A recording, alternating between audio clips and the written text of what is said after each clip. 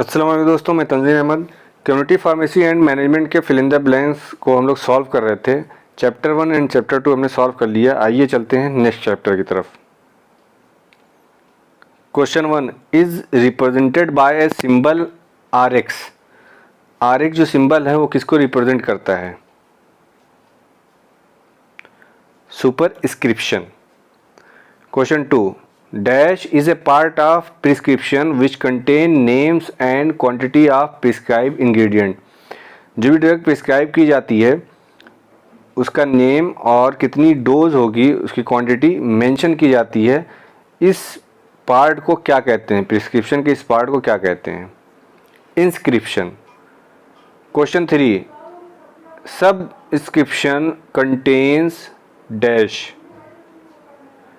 Subscription क्या चीज़ रखता है या क्या आदेश देता है? तो यहाँ रहेगा direction to pharmacist to dispense the doses form. जो ड्रग प्रिस्क्राइब की गई है उसको डिस्पेंस करना फार्मासिस्ट को ये डायरेक्शन दिया जाता है सबस्क्रिप्शन में। Question 4 dash contain direction given by prescriber to the patient about how and when to take medicine। Prescription का कौन सा पार्ट जो कि प्रिस्क्राइबर पेशेंट को बताता है कि जो मेडिसिन लिखी गई है कब और कैसे लेनी है, इस पार्ट को क्या कहते हैं? इसको कहते हैं सिग्नेचर और transcription. Question 5 the dash is responsible for propping handling of prescription. कौन रिस्पॉन्सिबल होता है प्रिस्क्रिप्शन को प्रॉपर हैंडल करने के लिए? तो ऑब्वियस सी बात है pharmacist. Question 6 drug labelling is also known as. Drug labelling को और किस नाम से जानते हैं? Prescription labelling. Question 7 dash is an order written by physician, dentist और any other registered medical practitioner to the pharmacist to compound and dispense a specific medication for the individual patient. किसी physician, dentist या other medical practitioner के द्वारा written में कोई order दिया जाता है फार्मासिस्ट को कि वो ड्रग की कंपाउंडिंग और डिस्पेंसिंग करे उस इंडिविजुअल पेशेंट को, इसे क्या कहते हैं? इसे कहते हैं prescription. Question 8 the drug labelling requirements in India are provided in drug and cosmetic rules 1945 dash. Drug labelling का जो प्रोविज़न है ड्रग एंड कॉस्मेटिक रूल 1945 के किस सेक्शन के अंतर्गत आता है? तो under section 96 and 97। Question 9 main label is also known as. Main label को दूसरे नाम से हम जानते हैं dispensing label. Dash is also known as ancillary label, cautionary advisory label और प्रिस्क्रिप्शन ड्रग वार्निंग लेबल। ऐसे कौन सा लेबल है जो कि ancillary label, cautionary advisory label, prescription drug warning label के नाम से भी जाना जाता है? ऑक्सिलरी लेबल को हम जानते हैं। Question 11 pictogram is also called. Pictogram को हम और भी किस नाम से पुकारते हैं? पिक्टोग्राफ के नाम से। Question 12 dash is a simple drawing, a chart or graph that uses pictures to represent data in a simple way। किसी डेटा को प्रेजेंट करने के लिए ड्राइंग या चार्ट या ग्राफ की मदद ली जाती है, उसे क्या कहते हैं? उसे कहते हैं pictogram. Question 13 GDP stand for. GDP full form क्या होता है? Good dispensing practice.